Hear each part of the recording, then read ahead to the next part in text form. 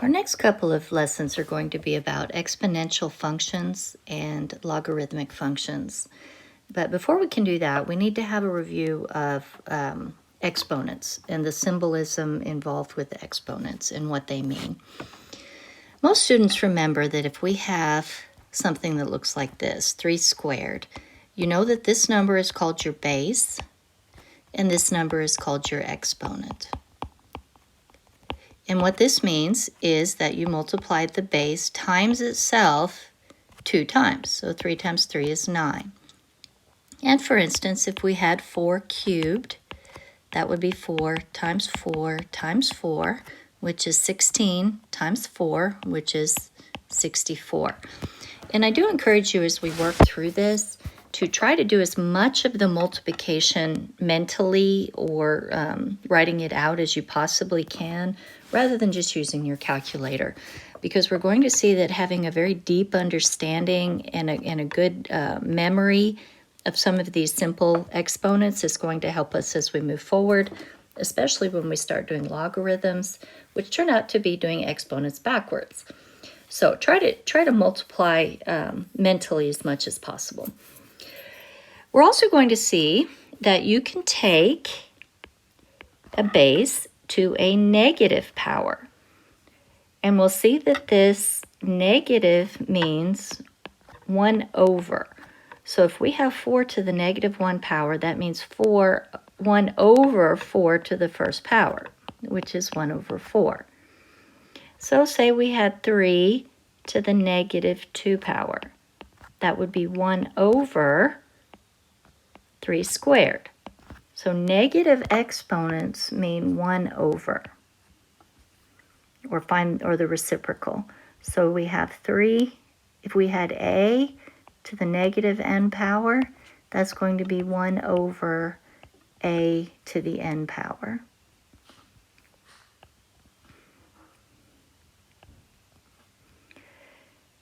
So 1 over 3 squared is 1 over 9.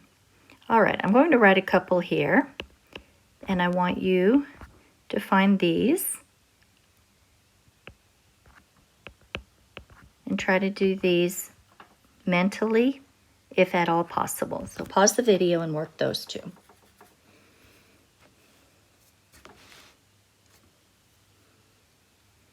All right, we see that 5 to the negative 3 is 1 over 5 cubed. 5 cubed is 5 times 5 times 5. 5 times 5 is 25. 25 times 5 is 125. And then 3 to the negative 4 is 1 over 3 to the 4th power. 3 times 3 times 3 times 3 is 81. We also have symbolism that looks like this, where the exponent is a fraction. And we're going to see that the numerator is still a regular exponent and the denominator is going to be a root. So in this case, we have 4 to the first power because that was the numerator of the fraction. And then we have a root, and the 2 is the index of the root. We don't normally write the index. We normally just write a square root. So that would be the square root of 4, which is 2. So if we had 81 to the 1/4 power, that would be the 4th root of 81 to the first power. And when I say the 4th root of 81, what that means is what number am I multiplying by itself 4 times to get 81? And we saw up here that 3 to the 4th power was 81. So we see that 3 is the number that I multiply by itself 4 times to get 81. So the 4th root of 81 is 3. So our rule is if we have a to the n over m power, that's going to be equal to the mth root of a to the n power.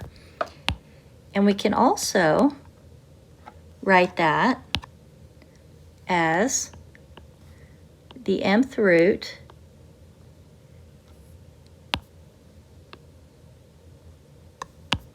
the mth root of a all to the n power, because sometimes it's easier to take the root first and then the exponent. Sometimes it's easier to take the exponent and then the root.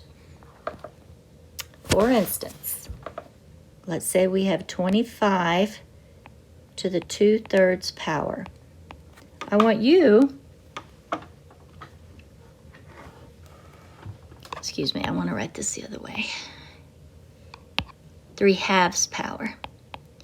I want you to try to use our rule that I just wrote and rewrite 25 to the 3/2 powers with exponents and roots. And then try to simplify the root and then take it to the power. Pause the video and see if you can do that.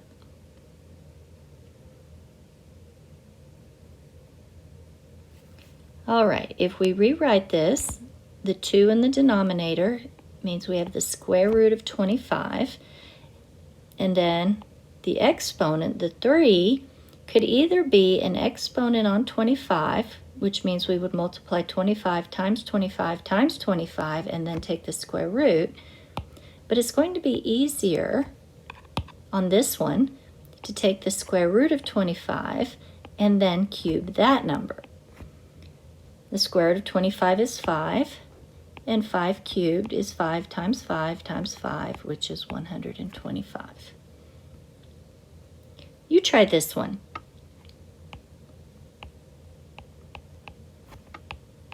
Rewrite this as a root and simplify.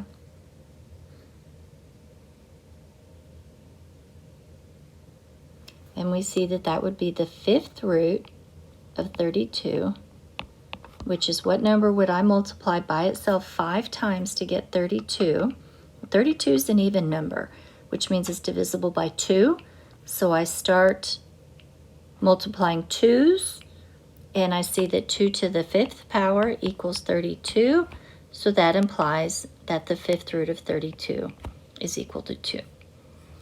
Let's try one where we are doing both the negative exponent and the fractional exponent at the same time. Suppose we have 16 to the negative 1/2 power.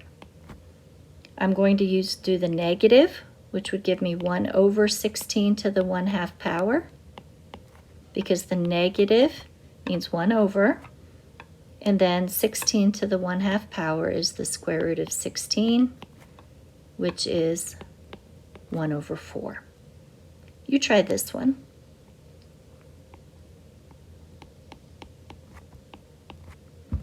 Pause the video, rewrite, and simplify.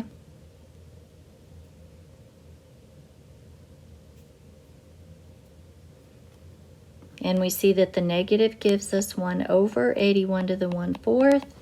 And as we saw in a previous example, the 4th root of 81 is 3, so we have 1/3. If you did that one, very, very good.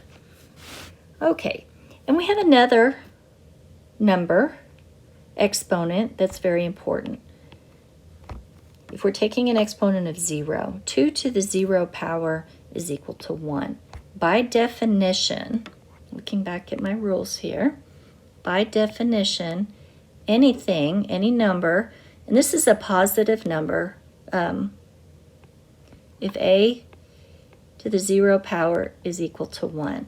And we're going to see later, when we do some graphs of exponential functions, that this actually makes perfect sense. So any positive number to the 0 power is equal to 1. And I'm saying any positive number because when we use our functions, we're only going to use positive numbers. So this is a review of exponents. And all of the exponents I've used so far have been rational numbers, but we're going to see as we work through this lesson that we can actually take any number to any power on our calculator using the caret key on the calculator. So we can do 2 to the pi power is equal to